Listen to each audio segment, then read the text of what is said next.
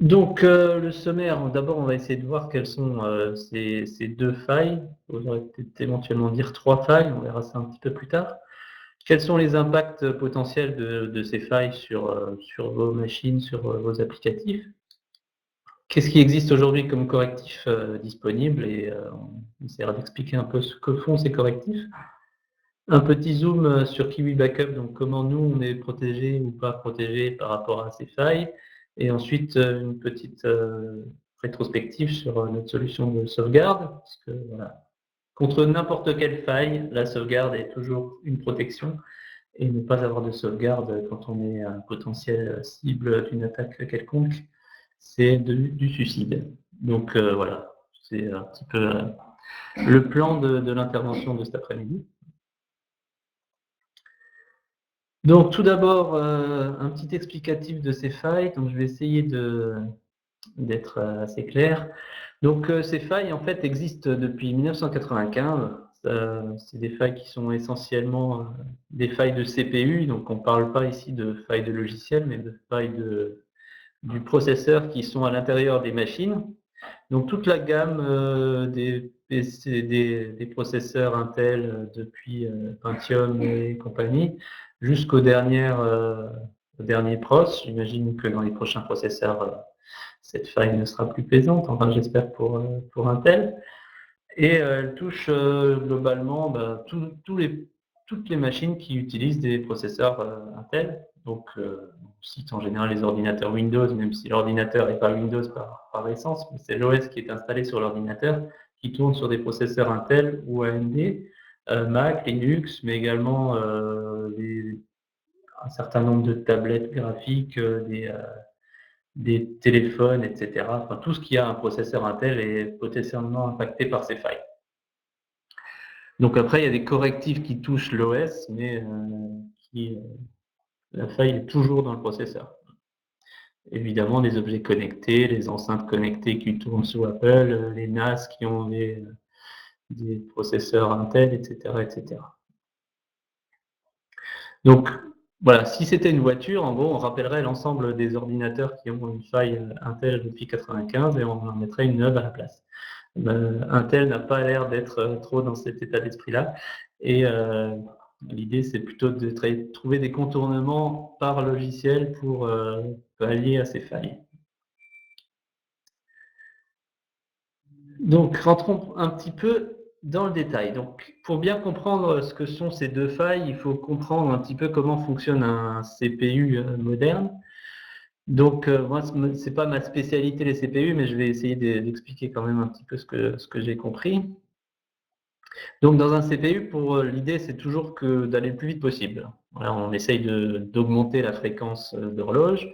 Ça depuis quelques années, même quelques dizaines d'années maintenant, on ne fait plus trop ça. Les CPU sont entre 2,8 et 3 GHz. Mais on essaye de trouver d'autres astuces pour rendre l'exécution des programmes plus rapide. Donc l'une de ces astuces, c'est l'exécution spéculative. Alors pour expliquer clairement, dans un CPU, il y a plusieurs unités de calcul. Donc, par exemple, il y a 4 unités qui font des calculs au sens calculette. On a une unité qui est spécialisée dans l'accès à la mémoire, une unité, etc.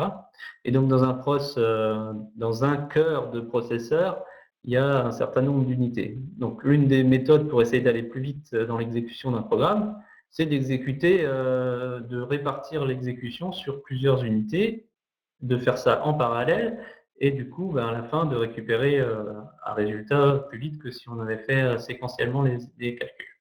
Donc, par exemple, mon premier programme qui est présenté ici, voilà, ce sont des instructions en assembleur, donc incrémenter le registre R1 et incrémenter le registre R2. Si j'ai deux unités de calcul qui permettent de faire des calculs, donc incrémentation, c'est une addition, je peux lancer le premier élément sur le première unité de calcul et le deuxième élément sur la deuxième unité de calcul. Et du coup, quand j'ai terminé ça, j'ai fait un seul cycle de calcul, entre guillemets, et je vais récupérer les résultats des deux calculs en même temps. Si je le fais un après l'autre, ça va prendre deux cycles au lieu de un. Voilà, pour le principe, c'est à peu près ça. Alors, dans les faits, c'est un tout petit peu plus compliqué que ça, mais l'idée est. Alors, mon exemple 2, C'est un résultat un peu plus compliqué. Ici, on a R2, donc j'ai un peu simplifié la présentation. R2, le registre 2, est égal à une lecture de mémoire. Donc, arrobas, c'est une indirection mémoire. Donc, je vais lire à l'adresse R1 plus 10. Donc, le registre de calcul va d'abord faire l'opération R1 plus 10.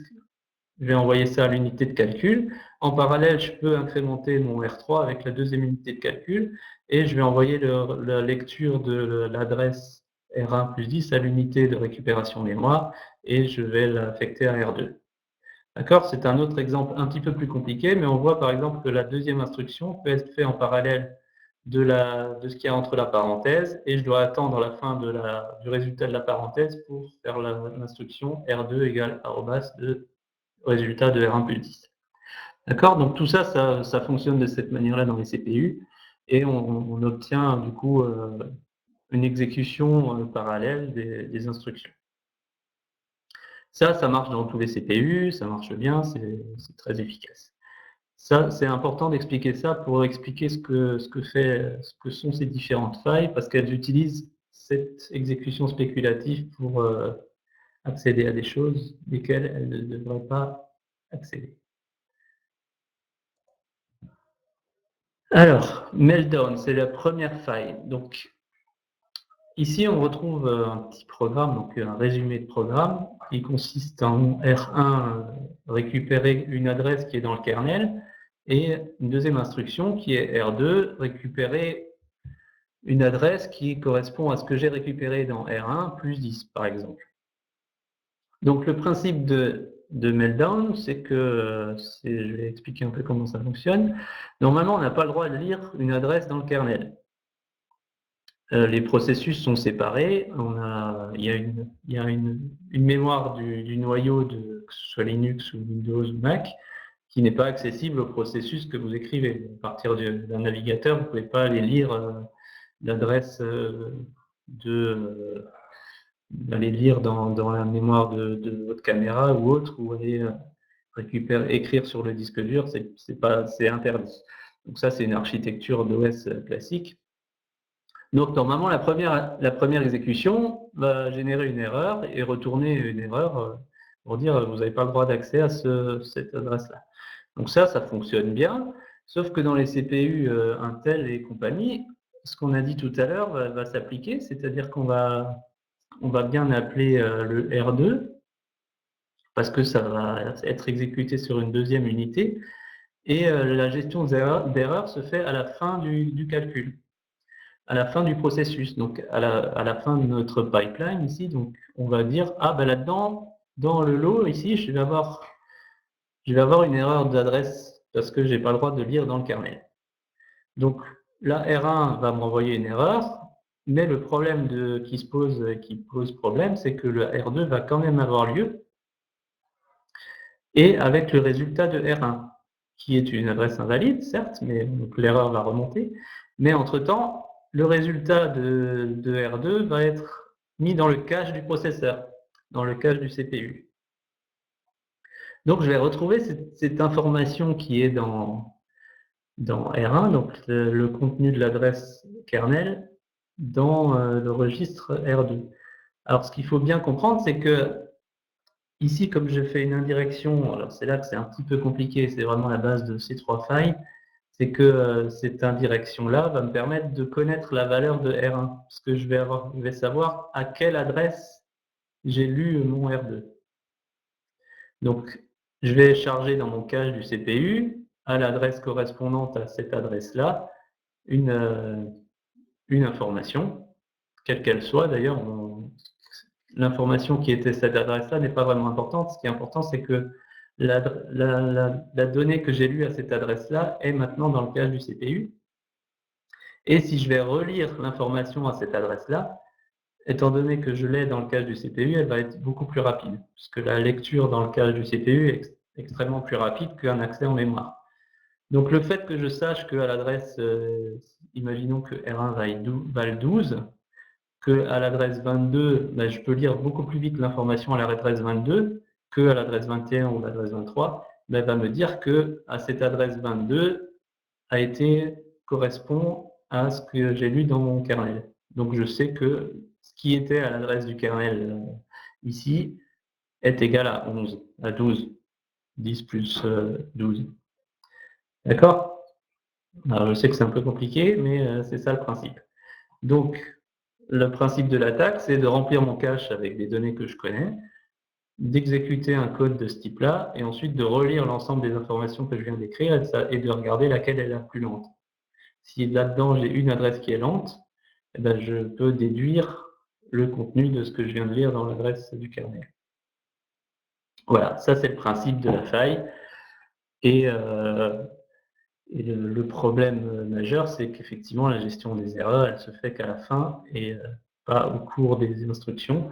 S'il y avait eu l'erreur levée directement après R1, le problème n'existerait pas. Donc voilà, c'est un petit peu compliqué à exploiter parce qu'il faut quand même aller remplir le cache, faire des détections de vitesse d'exécution, etc., etc. Mais voilà, les chercheurs qui ont relevé cette faille ont mis en pratique ce principe-là et ont réussi à lire des informations dans le kernel. Voilà, j'espère que j'étais clair, c'était le plus difficile est passé. Après, c'est des petites variantes, mais voilà. Donc les conséquences de Meltdown, c'est qu'effectivement, on brise l'isolement entre les applications et le système d'exploitation. Donc ça, c'est quelque chose d'assez grave, puisque dans le système d'exploitation, ça peut éventuellement être un hyperviseur de VM. Donc vous imaginez que voilà, le code qui est exécuté dans la VM peut aller lire des informations dans l'hyperviseur et donc éventuellement briser l'isolation entre les applications qui sont dans une même machine physique et qui sont dans des VM différentes. Ça peut poser un problème. Ça peut poser un problème dans le fait que voilà, dans le kernel, on peut retrouver des mots de passe d'accès à ou des crédentials d'accès à des machines, etc., etc. Le kernel est un endroit qui est normalement confidentiel et les applications n'y ont pas accès en dehors d'un certain nombre de fonctions standards. Donc ces fonctions, elles sont liées à des autorisations et si j'ai pas les droits pour accéder à ces fonctions, ben, normalement, j'ai pas le droit d'y accéder. Avec Meltdown, je peux accéder à l'ensemble de la mémoire au cache disque, etc., etc. Donc, il suffit qu'une application aille lire un fichier de clé privée pour se connecter via SSH à une machine. Bah, cette clé privée n'est plus privée puisque n'importe quelle application peut, en utilisant cette faille, aller lire les données correspondantes. Donc, c'est quelque chose d'assez grave et qui pose réellement problème. Alors, je vais répondre à la question de Arnaud un petit peu plus tard concernant les logiciels qui pourraient utiliser ces failles, mais j'y reviens. Je termine juste avec nos deux failles spectres, donc, qui sont un petit peu le principe de l'accès au cache est le même, simplement on utilise d'autres mécanismes pour récupérer des informations depuis la mémoire. Donc il y a une autre optimisation qui est faite dans les processeurs, c'est ce qu'on appelle la prédiction de branche. Ici, on a un petit bout de code. Donc, si x est inférieur à y, ben, je calcule un z qui dépend de x. En gros, j'ai un tableau qui fait 10 éléments. Par exemple, mon y va valoir 10, et puis je vérifie que je ne dépasse pas les bornes de mon tableau. C'est des morceaux d'instructions qui sont très très classiques dans n'importe quel programme. Si j'ai fait un tableau de 10, je ne vais pas lire l'adresse 11, sinon je vais avoir une erreur. Donc, ce que fait le processeur, c'est qu'il va quand même exécuter le Z, même s'il n'a pas encore vérifié que x est inférieur à y. Et éventuellement, si x est supérieur à y, il va jeter le résultat de son calcul. Le souci qu'on a, c'est que le résultat du calcul va quand même être stocké dans le cache CPU via cette indirection là qu'on a vu tout à l'heure. Et du coup, par le même mécanisme que j'ai dans Meltdown, je vais pouvoir aller voir la valeur de mon array 1 de x, qui serait éventuellement une adresse dont je n'aurais pas l'accès. Donc le principe de lecture après du résultat dans le cache, en testant la vitesse de lecture elle-même, mais le mécanisme de prédiction pour faire exécuter des fonctions qui ne sont pas normalement exécutées, se base sur la prédiction de branche. Donc la faille spectre consiste à essayer de faire exécuter des morceaux de code qui ne sont pas exécutés en réel. C'est-à-dire que X est bien inférieur à Y, mais je vais faire exécuter au processeur l'instruction Z. Donc le truc, c'est de, de tromper le processeur pour qu'il croie que ça va être X est inférieur à Y, même si ce n'est pas le cas. Donc tout l'enjeu de la faille et de l'attaque, c'est effectivement de tromper la prédiction de branche pour lui faire exécuter du code qu'on veut exécuter.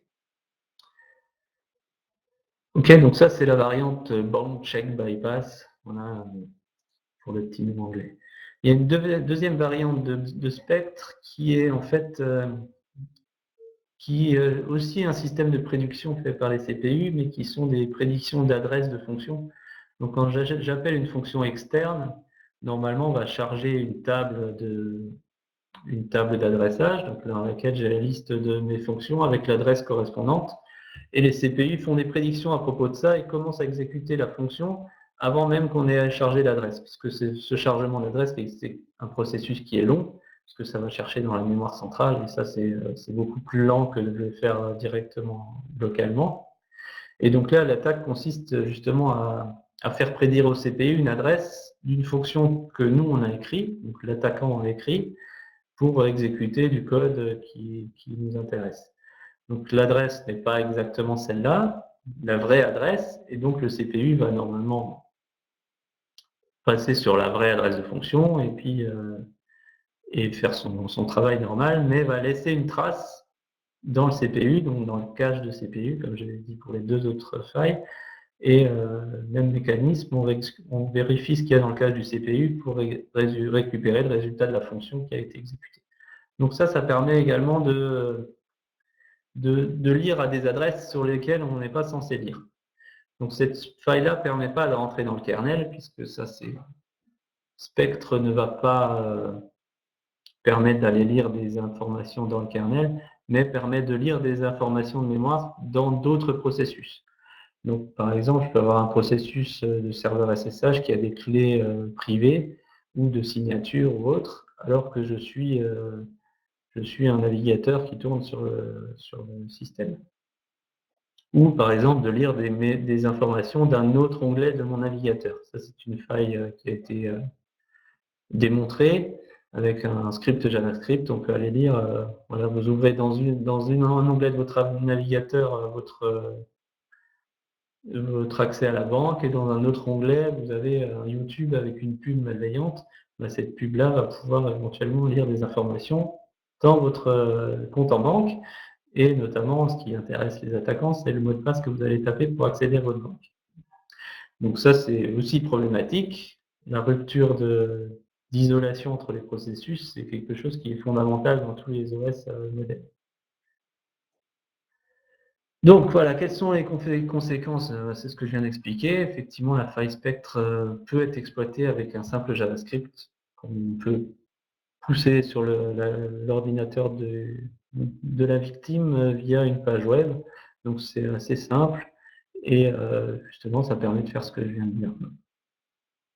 Donc Spectre, voilà, c'est plus difficile à patcher, on y reviendra tout à l'heure sur les méthodes pour corriger ces différentes failles. Donc là, on a un petit récapitulatif sur les différentes. Donc on voit bien que au niveau des processeurs, c'est pas que les processeurs Intel. Deux mécanismes de spectre marchent aussi sur AMD et puis ARM. Donc même si voilà, la communication de ces fondeurs ne sont pas forcément à la hauteur, ils ont tous dit non, non, non, nous on n'est pas impacté, jusqu'à ce que quelqu'un leur montre que si, et puis finalement AMD a reconnu être quand même impacté. Et donc, j'espère qu'ils vont travailler pour corriger ces failles. Donc, encore une fois, c'est des failles des processeurs. Donc, la seule vraie solution, c'est de changer le processeur et d'en mettre un qui n'est pas impacté. Mais ça demande du changement de matériel qui est un peu compliqué. Sachant qu'il faut que la carte mère suive, etc. etc. Enfin, voilà. En gros, il faut changer le PC ou le serveur pour ne plus être réellement impacté. Alors après, suite à ça, l'idée c'est de voir comment on peut faire sans faire ça. C'est quand même la vraie solution, c'est de changer de pros, mais on ne peut pas toujours. Donc voilà les différentes instructions, je ne vais pas rentrer trop dans les détails parce que j'ai déjà pris du retard. Voilà, quels sont les impacts potentiels sur mon parc machine et mes applicatifs?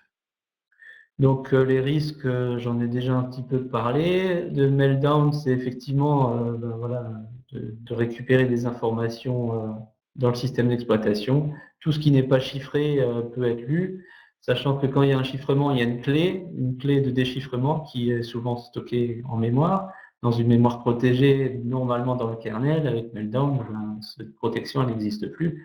Et pour peu qu'on sache un petit peu où elle est rangée, et puis qu'on sache déterminer l'adresse de stockage de cette clé, eh ben on peut passer et, euh, lire cette clé. Donc ça, c'est un vrai problème. Sur voilà, l'attaque JavaScript, on en a déjà parlé.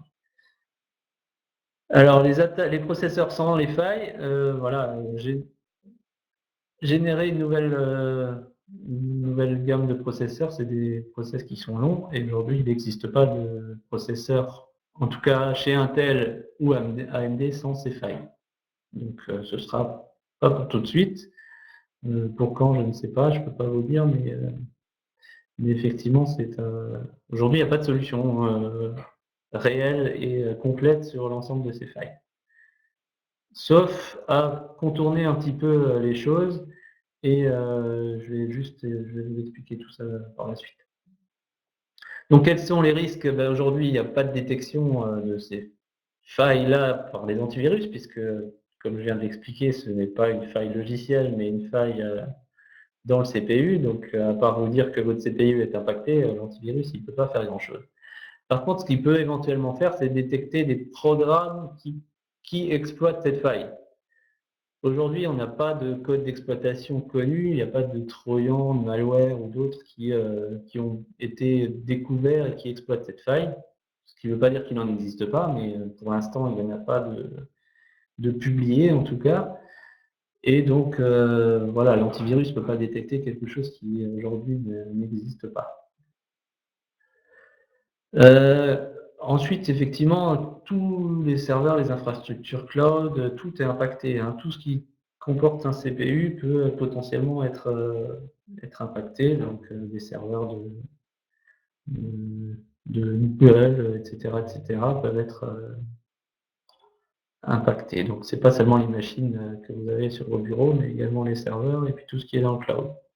Donc, mettre ces données dans le cloud en se disant qu'on est protégé parce qu'on n'utilise pas notre CPU, c'est pas vrai.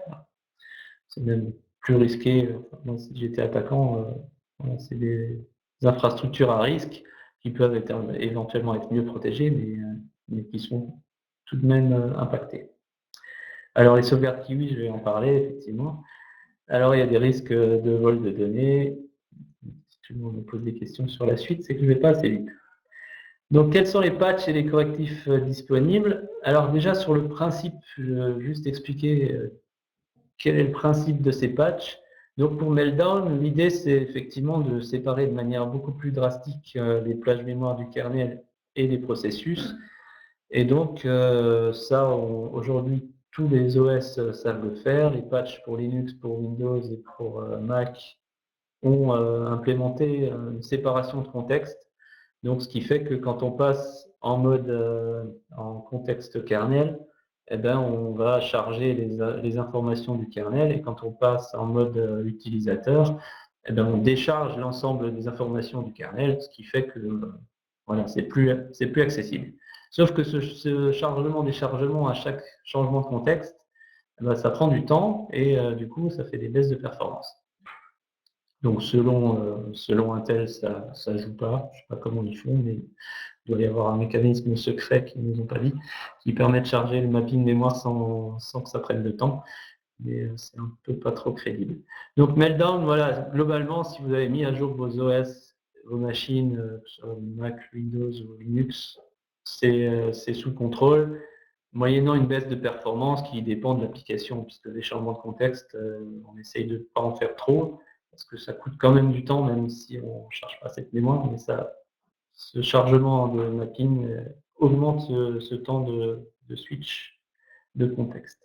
Donc cette faille-là, globalement, elle est à peu près maîtrisée par une astuce dans les OS, dans les kernels de l'OS. Pour Spectre, c'est un petit peu plus compliqué. C'est que, voilà, en gros, il faut empêcher le CPU de faire de la spéculation. Pour les deux failles, il ne faut pas qu'il fasse de la spéculation d'exécution comme on a vu sur la variante 1. Donc il y a des librairies qui existent, notamment Elfense, qui est préconisé par Intel et AMD, qui, en gros, à chaque fois qu'il y a un if, eh ben, il attend que tout le monde ait bien fait son travail pour faire la suite. En gros, on perd tout l'avantage de la spéculation qui permet d'exécuter du code avant même qu'on soit sûr de devoir l'exécuter et d'avoir des résultats beaucoup plus rapidement. Donc, ce genre de librairie permet de casser ça et d'obliger une attente du résultat du if avant de faire ce qu'il y a à l'intérieur.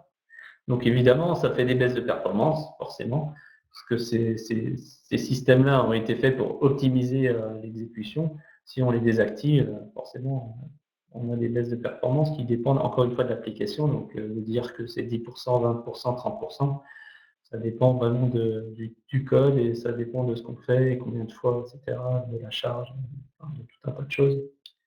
Donc là, il y a une vague solution en désactivant la spéculation dans les programmes. Ça demande de recompiler tous les programmes, donc c'est quand même assez lourd. Si on prend une machine Linux avec tous les programmes qui sont associés, ça fait quand même beaucoup de choses à mettre à jour. Sous Windows, ça veut dire réinstaller des patchs de tous les logiciels installés sur votre Windows. Donc non seulement Windows, mais tous les logiciels qui vont avec. Office, Excel, Word, je passe, c'est les meilleurs, votre navigateur, IE, etc. Donc ça fait une grosse mise à jour. Donc ça, voilà, la plupart des éditeurs ont commencé à faire ça, mais voilà, avec des baisses de performance significatives. Pour la deuxième variante, Intel travaille sur le système qui permet de désactiver la prédiction de branche. Donc en gros, ils disent on ne corrige pas la faille, mais si vous voulez, vous pouvez vous passer de cette prédiction de branche qui est une faille. Et ils ont mis un bit dans le CPU qu'on peut activer ou pas activer pour dire en fait, je veux pas faire de prédiction. Mais on peut quand même le faire, c'est-à-dire que si on a envie, on peut être impacté par la faille. Donc, la vraie solution, ça aurait été de bloquer ça pour tout le monde, pour être sûr que tout le monde l'applique, mais c'est pas le choix qu'ils ont fait. C'est très discutable et c'est très discuté d'ailleurs par, par notamment Linus Torvalds, l'éditeur de Linux, le créateur de Linux. Et voilà, il dit que ce patch ne pourrait pas être fait de cette manière-là. Donc voilà, sur Windows, on a des patchs pour 7, 8, 10, etc. Sur Mac, c'est la dernière version de High Sierra. Sur Linux, les différentes distributions ont mis à jour leur kernel. Et voilà, donc vous faites une mise à jour classique comme vous avez l'habitude de le faire. J'espère que vous avez l'habitude de le faire. Et du coup, vous serez protégé au minimum de meltdown. Les autres failles, non. Mais ça, pour ça, il faut attendre un petit peu. Donc là, on a mis un petit tableau fourni par Intel sur les ralentissements. Donc eux prétendent que voilà, ça a très peu d'impact. Je pense qu'ils ont bien choisi aussi voilà, floating point throughput. C'est normal, c'est exécuté pleinement dans le kernel. Voilà, c'est normal qu'il n'y ait pas d'impact là-dessus, puisqu'il n'y a pas de communication avec l'espace noyau. Voilà, on peut faire dire ce qu'on veut aux chiffres. Maintenant, il n'y a pas d'autre solution que de tester. Voilà, il y en a qui arrivent à 30% d'impact, Intel est à 0,08. Bon, il n'y a qu'à se demander qui a intérêt à dire quoi, et puis on a compris que la réalité est un peu entre les deux. Voilà, donc le débat sur les patchs, vous avez compris que Intel est un petit peu sous le feu en ce moment parce qu'ils gèrent un petit peu mal ils auraient pu reconnaître officiellement qu'il y a un problème. et puis sortir une nouvelle génération. Donc ça, c'est ce qu'ils vont immanquablement faire, mais la communication de Intel n'est pas idéale. Et voilà, selon Linus, ils font des choses qui n'ont aucun sens, notamment cette correction cette désactivation qui n'est pas systématique d'une optimisation qui pose de graves problèmes. Donc après, on a également voilà, des installations correctives qui ont créé des écrans bleus. Là, ce qu'il faut comprendre, c'est qu'on est en train voilà, de changer le fonctionnement profond du système d'exploitation et que forcément, ça a des impacts qui peuvent générer des bugs, des reboots, des arrêts d'installation et que voilà, on ne change pas d'OS comme ça, c'est pas pour rien qu'on ne sort pas une nouvelle version d'un système d'exploitation tous les 2 mois. C'est des processus qui sont longs et qui demandent du temps. Et là, tout ça, c'est fait un petit peu dans l'urgence pour essayer de pallier à ce correctif. Donc la solution trouvée par Google, je n'en ai pas vraiment lu. Vous parlez de la solution dans Chrome, j'imagine. Donc dans Chrome, il y a déjà un système de séparation de processus. Donc selon les cas d'utilisation, effectivement, on peut trouver d'autres solutions alternatives qui sont moins impactantes, mais qui sont toujours un petit peu des patchs pour corriger des failles du CPU. C'est comme si voilà, vous mettiez des bouées sur votre voiture parce que vous traversez un pont qui est branlant. Ben, c'est un petit peu ça l'idée. Donc il y a d'autres failles. Voilà. Donc le premier patch d'Intel a été annulé parce que voilà, ils voyaient que ça posait trop de problèmes. Ils vont en faire un deuxième, etc., etc. Donc voilà, tout ça c'est géré par les éditeurs. On essaye d'avancer, de trouver des contournements pour éviter que ces failles ne se révèlent au niveau du système, mais c'est toujours pas une correction de 100%. Donc ça ne sera complètement colmaté que quand on aura des nouveaux processeurs qui n'auront pas ce problème. Donc ça, ce sera dans la nouvelle génération de processeurs qui viendra je ne sais pas quand. Donc à suivre. Donc pour répondre à la question, est-ce que Kiwi Backup est sécurisé? Donc là, je vais vous dire oui, oui, bien sûr, tout à fait. Nous avons un correctif magique qu'on a trouvé. Non, en fait, pour être franc, évidemment, nos serveurs sont aussi avec des processeurs Intel. Évidemment, on a aussi des risques qui existent comme n'importe quel système. Par contre, ce qu'on peut dire, c'est que voilà, cette faille-là, c'est une faille qui nécessite l'exécution sur la machine. C'est-à-dire qu'on peut être attaquant dans ce cas-là que si on a un accès à une machine et qu'on peut exécuter le code qu'on a envie d'exécuter. C'est ce qu'on appelle une faille locale qui permet d'élever ses privilèges, par exemple pour récupérer des informations, pour monter un privilège root. Et donc, ça nécessite déjà d'avoir un accès. Donc, nous, effectivement, nos serveurs n'ont pas d'accès externe. Personne n'exécute de code sur notre serveur. Nos serveurs ne vont pas naviguer sur Internet avec des scripts JavaScript. Il n'y a rien qui est exécuté sur nos serveurs d'autre que notre propre code. Donc, dans lequel, évidemment, on n'essaye pas de passer route ou d'exécuter des choses. Donc ça, c'est une première réponse.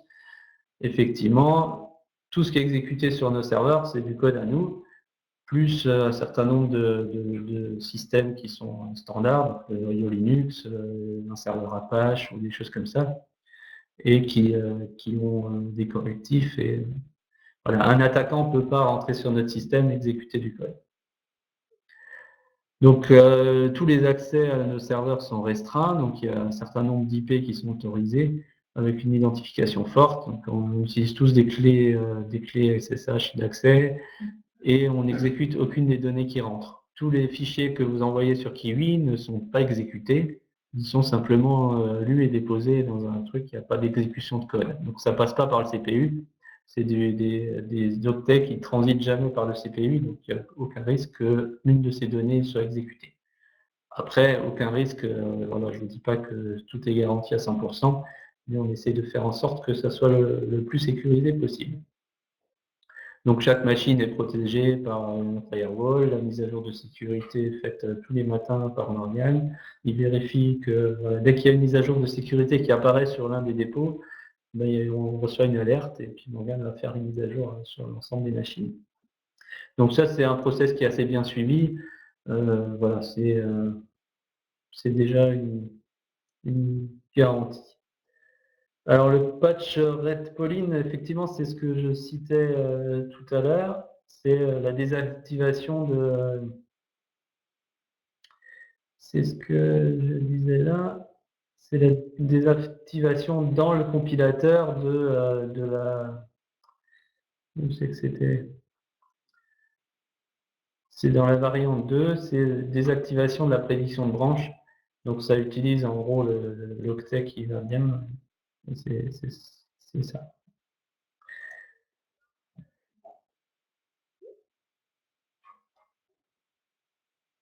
Alors, est-ce que notre serveur de sauvegarde est virtualisé sur un même pros qu'un autre client VH? On n'a pas de serveur virtualisé chez Kiwi. On n'utilise que des machines physiques et on n'a pas de VM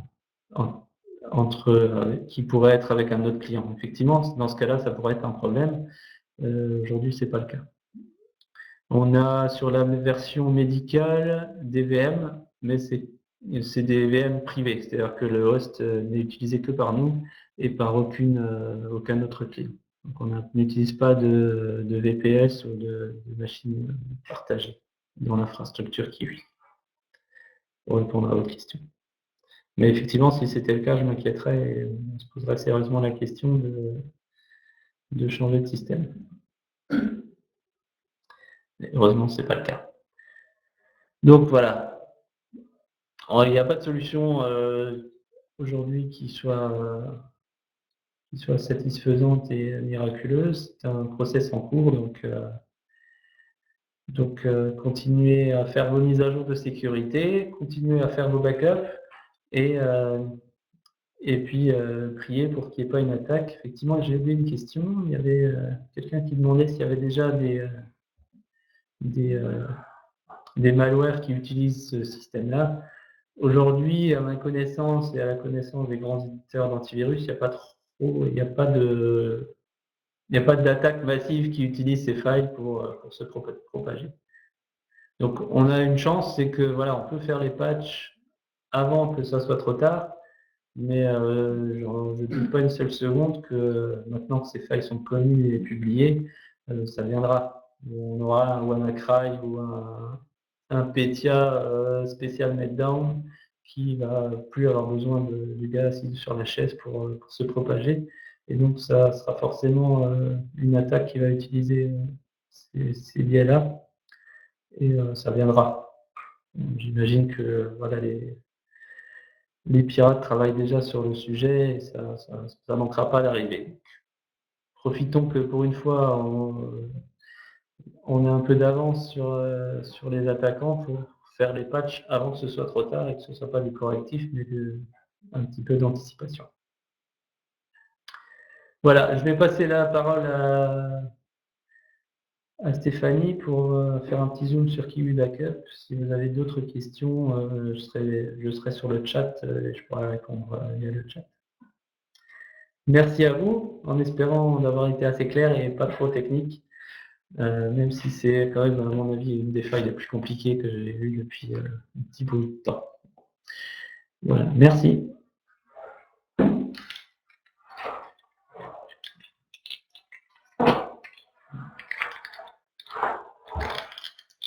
Voilà, donc merci Sébastien. Donc moi j'ai pas tout compris. ça va l'air vachement bien. Donc moi je vais revenir un petit peu à voilà, un élément qui me parle plus, on va dire, dans la mesure où je ne suis pas du tout technique. Donc c'est justement de vous faire un petit zoom sur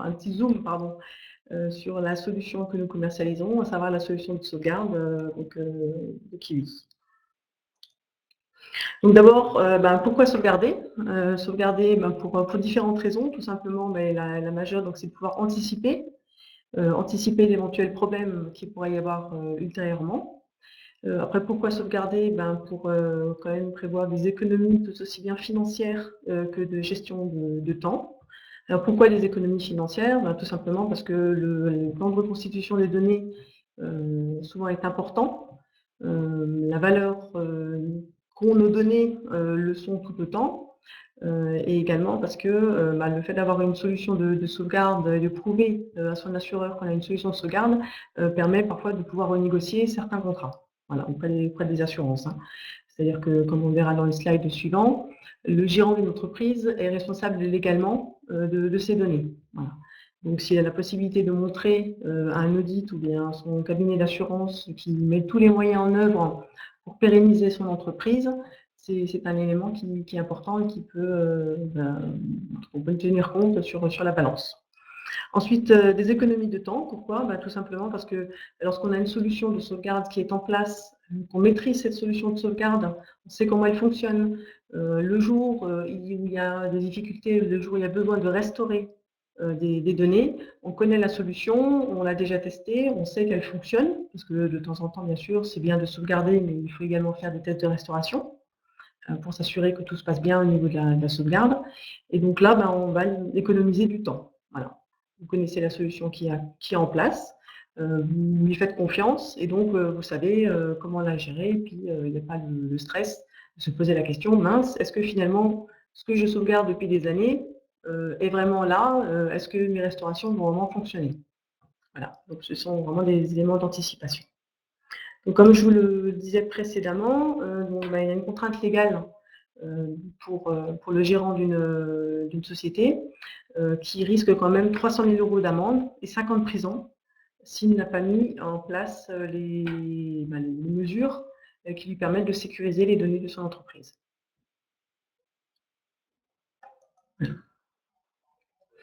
D'un point de vue technique, une des caractéristiques que l'on a mis en avant ici par ce schéma, c'est la solution donc, qui backup qui fonctionne en incrémental octet.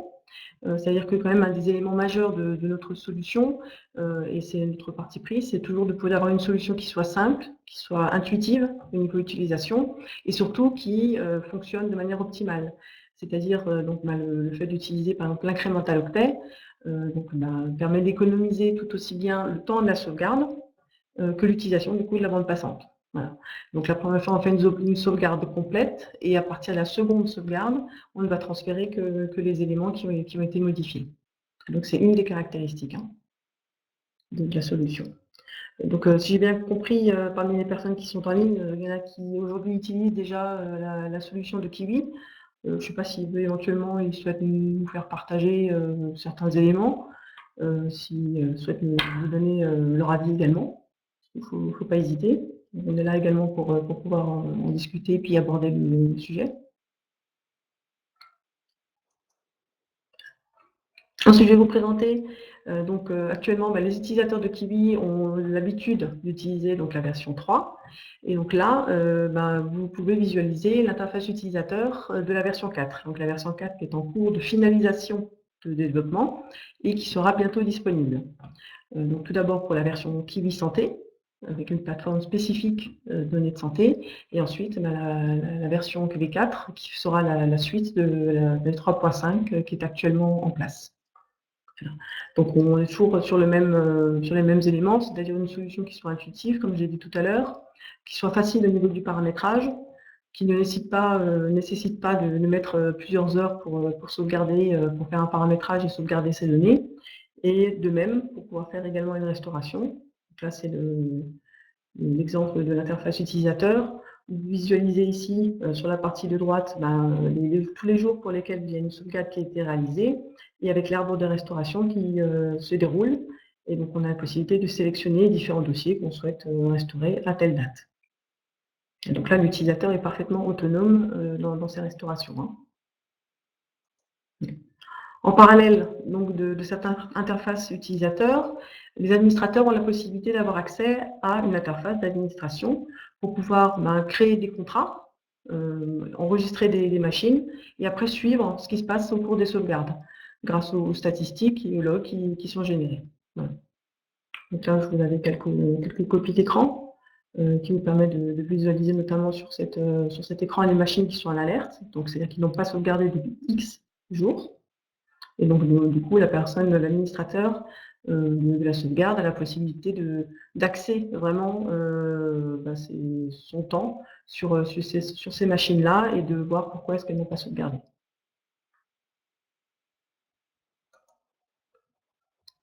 Donc la personnalisation de l'interface utilisateur en marque blanche, donc là ce sont pour les personnes qui souhaitent revendre la solution de sauvegarde sous leur propre nom, en incluant directement par exemple un pack de services. Et donc le tableau de bord, qui est vraiment un élément maître au niveau de l'interface d'administration et qui permet de synthétiser l'état des machines, donc savoir sur la partie basse quelles sont les machines qui ont sauvegardé et où est-ce qu'elles en sont au niveau des sauvegardes, celles qui n'ont pas sauvegardé depuis X jours. Le taux, également l'utilisation du volume qui est alloué, et ensuite d'avoir des informations sur les machines en alerte ou bien le dépassement.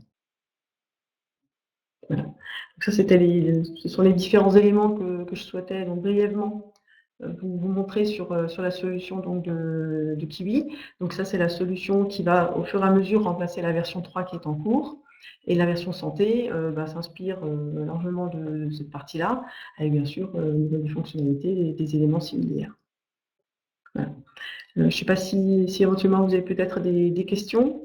Je n'ai pas vu de questions pour le chat, pour Sébastien, donc plus technique. Est-ce que vous avez des questions peut-être par rapport à l'aspect plus spécifique de Kiwi, des interfaces, de la nouvelle version, des nouvelles versions qui doivent sortir?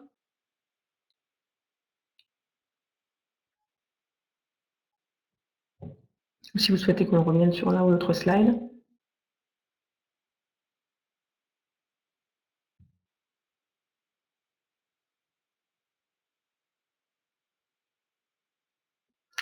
La personnification des emails opérationnels. Sur la version 4, les emails effectivement seront personnalisables à vos couleurs. Pour ce faire, il faut d'abord personnaliser le thème qui est donc sur l'admin. Et ensuite, effectivement, lorsque la version 4 sera mise en production, les mails seront bien sûr personnalisés à vos couleurs. Oui.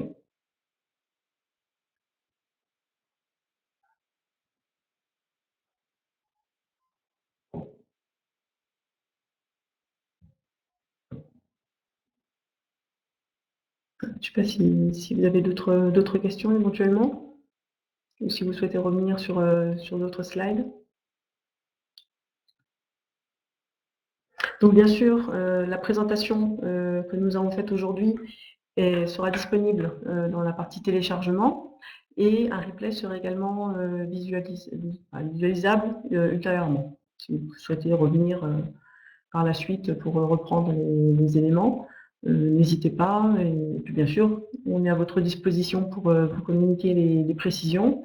Et moi, si vous avez des informations plus techniques et plus vraiment spécifiques sur la première partie, sur le thème spécifique du spectre Meltdown, surtout n'hésitez pas. On est là pour vous répondre à vos questions et puis pour vous communiquer un maximum d'informations.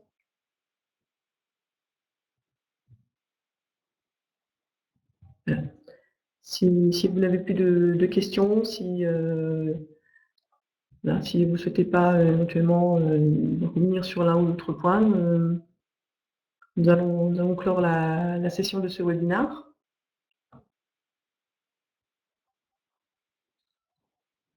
Donc je vous remercie d'y avoir assisté, de votre participation également.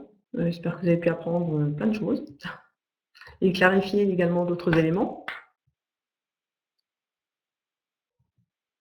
Et comme je le disais, si vous avez besoin de quoi que ce soit, n'hésitez pas, on est à votre disposition. Et je vous souhaite une très bonne journée. Merci à vous et donc à bientôt. Au revoir.